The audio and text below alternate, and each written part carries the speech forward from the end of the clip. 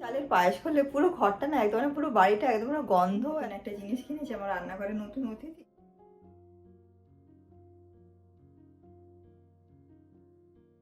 শুভ সকাল বন্ধুরা, আবারও এসে গেছি নতুন একটা ভিডিও নিয়ে। আশা করি আপনারা ভীষণ ভালো আছেন, সুস্থ আছেন। আজকে আমি ঠাকুর ঘর থেকে ভিডিওটা করা শুরু করলাম। আজকে যেহেতু অক্ষয় তৃতীয়া, আপনাদেরকে জানাই অক্ষয় তৃতীয়ার অনেক অনেক শুভেচ্ছা আর ভালোবাসা। সারা বছর আপনাদের যেন সুখ শান্তি সমৃদ্ধ ভীষণ রকমভাবে অক্ষয় হোক, এটাই প্রার্থনা। বাড়িতে যখনও কোনো পুজো বা শুভ অনুষ্ঠান হোক, জন্মদিন হোক বা অন্য কোনো অনুষ্ঠান হোক, আমি সবসময় কী করি, পায়েসটাই করি। বা ইন্ডিয়া থেকে যেহেতু গোবিন্দভোগ চালটা নিয়েই এসেছিলাম, তো আগে না দুধটাকে আমি গরম করতে রেখে দিয়েছি। আর এইখানে কাজু বাদাম আর তার সাথে না চালটাও কিছুক্ষণের জন্য ভিজিয়ে রেখে দিচ্ছি। চালটাই আধ ঘন্টার মধ্যে ভিজিয়ে রেখে, তো এখানে গরমও হয়ে যাবে, কারণ পায়েসের জন্য দুধটা একটুখানি বেশিক্ষণ ধরে ফুটিয়ে ফুটিয়ে তারপরে করলে না বেশ ভালো হয়। তো ওই জন্য আগে থেকে দুধটা গরম করার জন্য রেখে দিয়েছি এখানেতে।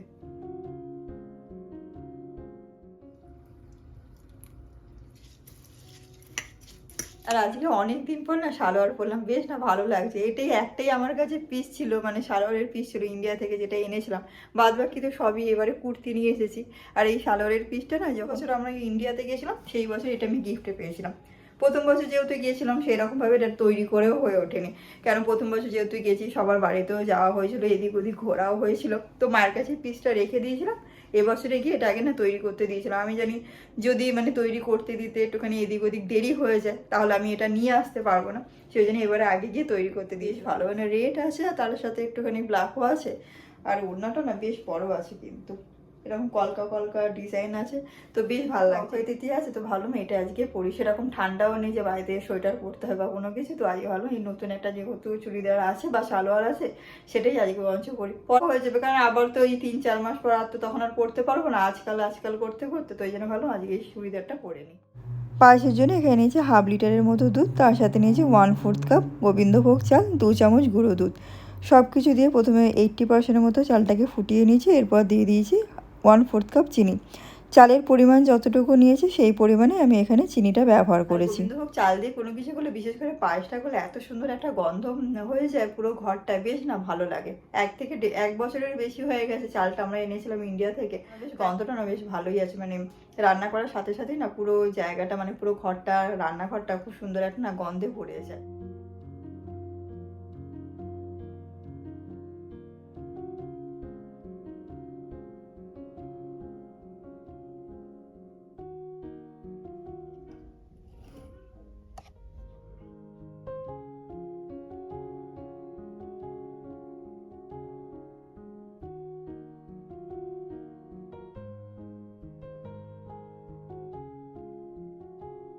ঘরকে আমি যখনই সাজাই না তখন আমি সবসময় চেষ্টা করি যে এমন কোনো জিনিস কিনবো যেটা বেশ কম মানে সস্তার মধ্যেও হয়, দেখতে না বেশ ভালো লাগে। সবসময় যেমন দামি জিনিস দিয়ে ঘরকে সাজাতে হবে সেরকম কোনো ব্যাপার নেই। এবছরে যখন ইন্ডিয়াতে গিয়েছিলাম, সেখান থেকে পুরীতেও ঘুরতে গিয়েছিলাম, সেখান থেকে একটা গামছা কিনে এনেছিলাম। তো ভেবেছিলাম যে এই গামছাটা এখানে নিয়ে আসি ব্যবহার করবো, কারণ এখানে তো সেরকমভাবে গামছা ব্যবহার করা হয়ই না।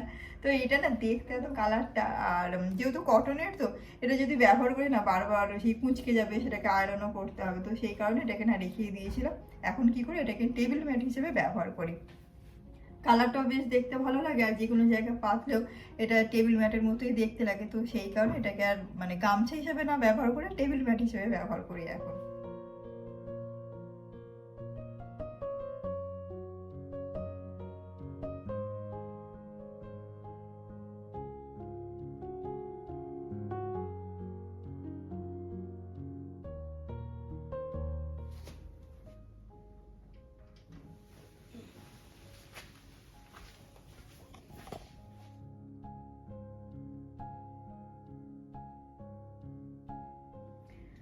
আজকে রান্নার এই জায়গাটা না আগে থেকে খালি করে রেখে দিয়েছি। এখানে তেলের শিশিগুলো আছে, এখানে ঘিটা আছে, বাদ বাকি এখানে যে ছোটখাটো গোটা মশলার শিশিগুলো ছিল সেগুলো এখানটা না খালি করে রেখে। জায়গাটা খালি করে একটা না কারণও আছে, রান্নাঘরের জন্য একটা নতুন জিনিস নিয়েছি, মানে বলতে পারে রান্নাঘরের নতুন সদস্য। অনেকদিন ধরেই ভাবছিলাম জিনিসটা নেব, কিন্তু নেওয়া হচ্ছিল না, কারণ একটা কিনতে গেলে মানে ঘরে যে কোনো জিনিসই কিনতে গেলে তার একটা বাজেট থাকে, চিন্তা ভাবনা থাকে যে এটা এখন নেওয়া ঠিক হবে কি হবে না। তো কয়েকদিন আগে সেই জিনিসটা কিনে নিয়ে আসা হয়েছিল, তো ভাবছিলাম যে সামনে যখন অক্ষয় তৃতীয়া আছে, অক্ষয় তৃতীয়ার দিনকে মানে নতুন জিনিসটাকে পার করবো।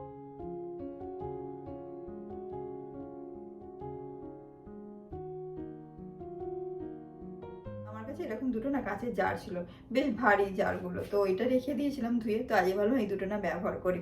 একটার মধ্যে রেখে দিয়েছি নুনটা এমনিতেও শেষ হয়ে গেছিলো পুরোনো যেটার মধ্যে ছিল, তো এটার মধ্যে নুনটা ধুয়ে রেখে দিয়েছি, আর হলুদটা কিছুটা আছে, তো এটা এমনি ধুয়ে রেখে দিয়েছি, হলুদটা আর একটুখানি আছে। একবার নতুন প্যাকেট খুলে এটার মধ্যে রাখবো।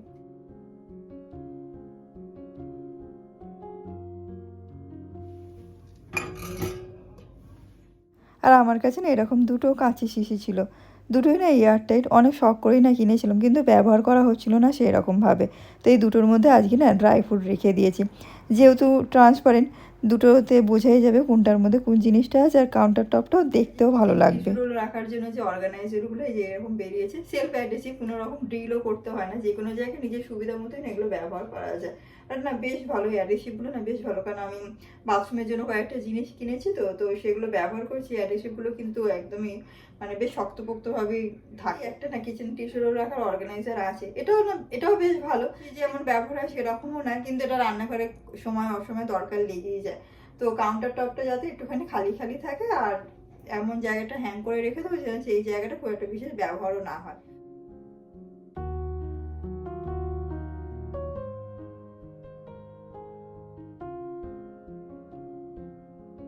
আর আপনাদেরকে বললাম না রান্না করার জন্য নতুন একটা জিনিস কিনেছি, আমার রান্নাঘরে নতুন অতিথি, সেটা হচ্ছে এই জুসারটা। তো অনেকদিন ধরেই না ভেবেছিলাম একটা জুসার কিনবো, তো সেরকমভাবে কেনা হচ্ছিল না। তো এইরকমই একটা না কেনার ইচ্ছা ছিল, যাতে তিনজনের জন্য একদম পুরো ঠিক আছে, খুব বেশি বড়ও না আর খুব ছোট কাউন্টার টপে রাখবো, কারণ এইটা রাখার জন্য না সেরকম আমার কাছে মানে স্টোর নেই যে এটাকে ব্যবহার হয়ে যাওয়ার পর গুছিয়ে রেখে রাখবো বলে কাউন্টার টপটাকে একটু এদিক ওদিক করলাম, জায়গা জিনিস একটুখানি অদল বদল করে এটাকে রাখবো সুন্দরভাবে সাজিয়ে। এই জুসারটা আমরা অফলাইনেই কিনেছি, বাড়ির কিছুটা দূরে একটা স্টোর আছে সেইখান থেকে আমরা কিনেছি। কোসি লাইফ এই ব্র্যান্ডটা না আমরা এই প্রথমবারই ব্যবহার করব, আর এখানে সব কিছু ডিটেলসটা এখানে দেয়াই আছে। মিক্সারটা দেখে এটা ঠিকঠাকই মনে হচ্ছে, এবার ব্যবহার করার পর বুঝতে পারবো। আর তার সাথে এখানে একটা কন্টেনারও আছে, এই কন্টেনারের মধ্যেই জুসটা কালেক্ট হবে।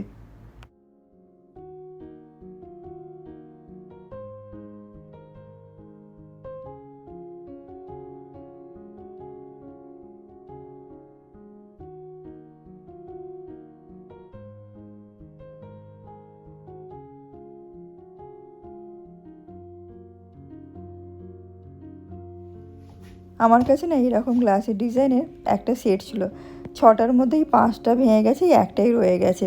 তো ওইটা একটা যেহেতু সেরকমভাবে আর ব্যবহার করা হয় না, তো এর কালারগুলো না খুব সুন্দর ছিল, প্রত্যেকটা ব্যাক সাইড লাল, হলুদ, সবুজ, ব্লু এরকম ছিল।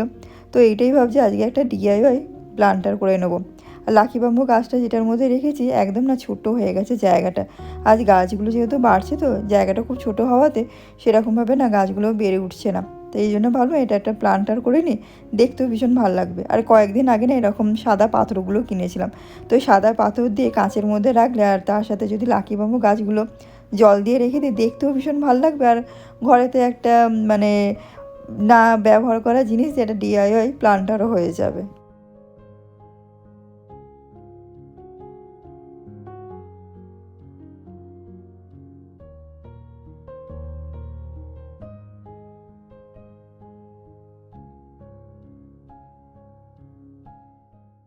আর এই জায়গাটা খুবই অল্প জিনিস দিয়ে না গুছিয়েছি, যাতে প্রত্যেক দিনের ব্যবহারেতে খুব একটা অসুবিধা না হয়।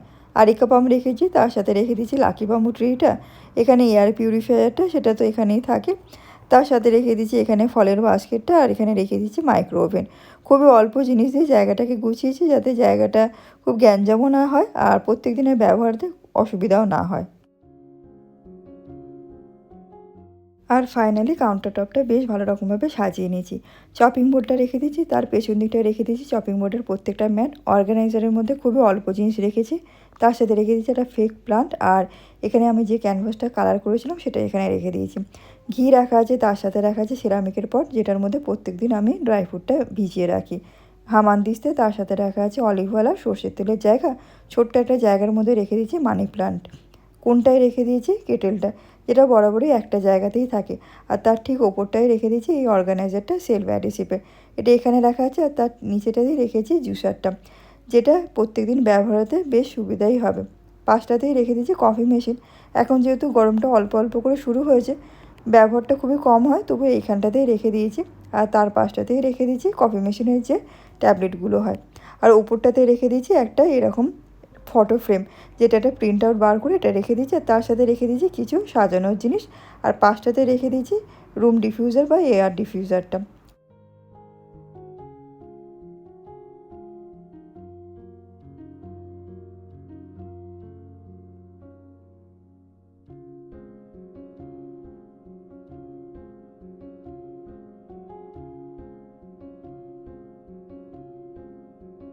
সারাদিনের পর কাজগুলো কিন্তু বেশ ভালো রকমভাবে হয়ে গেছে, মানে সময়ের মধ্যে কাজগুলো না শেষ হয়ে গেছে। ঠাকুরের পুজোটাও ঠিকঠাকভাবে দেওয়া হয়ে গেছে, আর রান্নাঘর আর যেটুকু মানে চেঞ্জ করা ছিল সেই কাজটা না ঠিকভাবে হয়ে গেছে। সামনে না এরকম মানে প্রত্যেক দিনই প্রায় মোটামুটি ভয়েস ওভারতেই কথা হয় আপনাদের সাথে। তো আজকে ভেবেই রেখে দিয়েছিলাম আজকে ভিডিও করব, তার সাথে সাথে আপনাদের সাথে না গল্পও করব। তো দুটো কাজই হবে, গল্পও হবে আর তার সাথে আমার যে ঘর গোছানো যে কাজগুলো, কিছু মানে রান্নাঘর যেগুলো গোছানো সেই কাজগুলো না ভালোই লাগছে। মাঝে মাঝে এরকম না সামনাসামনি গল্প করতে না বেশ ভালোই লাগে। আর আপনাদের অক্ষয় তৃতীয়া কীরকম কাটলো প্লিজ কমেন্ট করে জানাবেন। আজকে তো অক্ষয় তৃতীয়া, আমি যখন ভিডিওটা পোস্ট করবো ততদিনে তো অক্ষয় তৃতীয়া হয়েই যাবে।